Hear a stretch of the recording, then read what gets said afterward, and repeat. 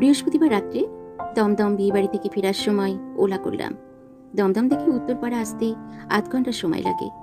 আমরা গাড়িতে বসে নিজেদের মধ্যে কথা বলতে ব্যস্ত ছিলাম।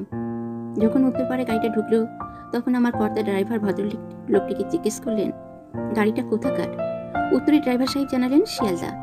তারপরে আবার যখন তাকে জিজ্ঞেস করা হলো, দিনে কতবার ট্রিপ করতে হয়, উনি বললেন ৮ থেকে 10টা, কিন্তু আমি মাসে একদিনই গাড়ি চালাই। আমি ভীষণ অবাক হয়ে জিজ্ঞেস করলাম, কেন?